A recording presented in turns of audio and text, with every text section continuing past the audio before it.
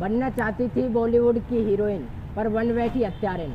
आज मैं बात कर रहा हूँ मारिया उर्फ मोनिका की, जिसने अपने पुराने आशिक के साथ मिलकर कर दी नए आशिक की हत्या, और हत्या भी इस बेरहम तरीक़ा से की कि उसके शरीर के काट काट कर दिए 300 हिस्से। नमस्कार, मेरा नाम है रामेश शर्मा और हाजिर हूँ एक और नई सच्ची कहानी लेकर। ये जो कहानी मैं सुनाने जा रहा हूँ ये है केरल का एक कुछ, जहाँ पर मोनिका मारिया उर्फ मोनिका रहती है। उसे बचपन से ही हीरोइन बनने का सपना अपने आँखों में सजाई हुई थी।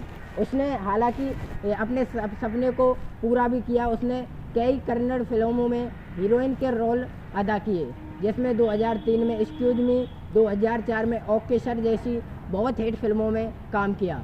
परंतु वह बॉलीवुड में अपना नाम कमाना चाहती थी। अपने शहर से 1400 किलोमीटर दूर मुंबई चल गई। उधर मुंबई जाने पर उसने इधर उधर काम की तलाश में डोली, परंतु उसे कहीं भी काम नहीं मिला, क्योंकि उसे हिंदी कमाती थी, इसलिए उसे मुंबई में कहीं पर भी कुछ काम नहीं मिला।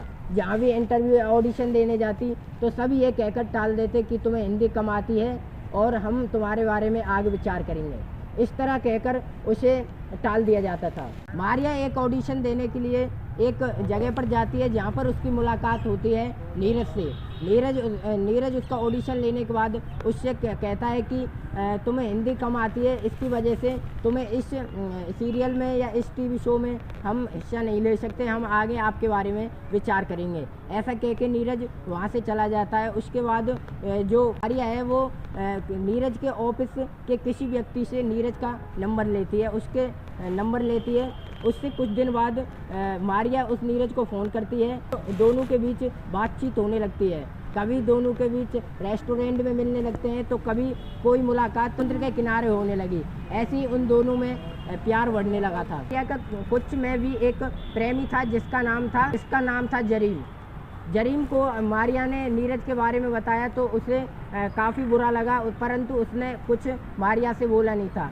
मारिया ने मुंबई के मलाड में एक नया फ्लैट खरीदा, जिसकी सेटअप करने के लिए मोनिका जो है उसने नीरज को बुलाया सेटअप के लिए। रात का समय था 10:30 बजे। जब 10:30 बजे जरीम का फ़ोन आया कि तुम्हारे साथ नीरज है क्या, तो उसने बोला नहीं, मेरे साथ नीरज नहीं है। फिर रात के 1 बजे दोबारा जरीम का फ़ोन आया कि नीरज अपने घर चला गया है क्या। से पूछने पर जो मारिया है उसने फ़ोन को स्विच ऑफ कर लिया। जरीम ने मुंबई जाने की ठानी। सुबह 3 बजे केरल से मुंबई की फ़्लाइट में बैठकर जरीम मुंबई आ गया, और मारिया थी उसने जरीम को अपना एड्रेस बताया था, तो उसे ज़्यादा दिक्कत नहीं हुई उसके फ्लैट ढूंढने में, और वह सुबह 7 बजे मारिया के फ्लैट में पहुंच गया। फ्लैट का गेट बजाया तो मारिया ने सोचा कि कोई कर्मचारी होगा, परंतु जब गेट खोला तो उसने जरीम को सामने पाया। तो जरीम ने अंदर गया। सीधे अंदर जाकर देखा तो नीरज था, जो बिना कपड़ों के बेड पर लेटा हुआ था। दोनों के बीच लड़ाई होने लगी। जरीम गुस्से में आकर किचन की तरफ गया और चाकू लाकर जरीम की हत्या कर दी।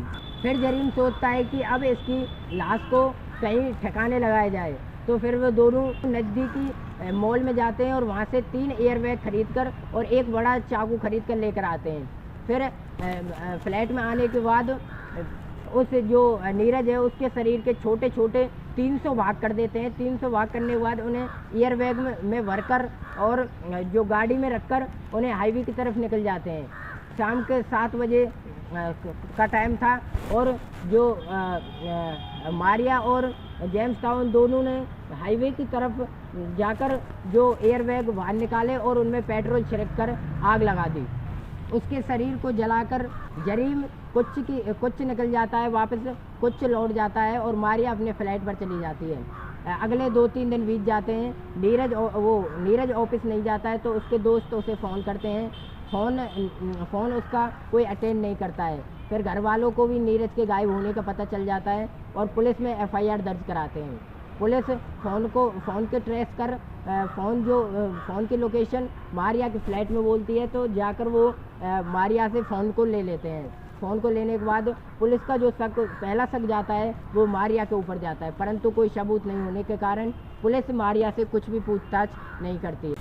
पुलिस मारिया के फ़ोन को ट्रैक करती है या फ़ोन की जो लास्ट कॉल डिटेल निकालती है, तो उसमें जो जो जरीम और मारिया के बीच जो बातचीत हुई उसके थ्रू पर उसकी कॉल डिटेल पर मारिया को गिरफ्तार कर लेती है, और जो जरीम है उसे कुछ केरल से पुलिस गिरफ्तार कर लेती है। इसके बाद उनसे पूछताछ की जाती है, तो वो बताते हैं कि उन्होंने जो नीरज है उसकी हत्या कर उसके 300 टुकड़े कर उसे जला दिया है। इसके बाद जो सारे सबूत को इकट्ठा करके मुंबई कोर्ट में पेश किया जाता है, तो नीरज वो जरीम है उसे 12 साल की कैद सुनाई जाती है, और जो मारिया है उसे सबूत मिटाने के जुर्म में 3 साल की कैद सुनाई जाती है। तो दोस्तों, ये थी एक सच्ची घटना जिससे मैंने आपको रूबरू कराया। बहुत जल्द मिलते हैं एक और नई सच्ची घटना के साथ।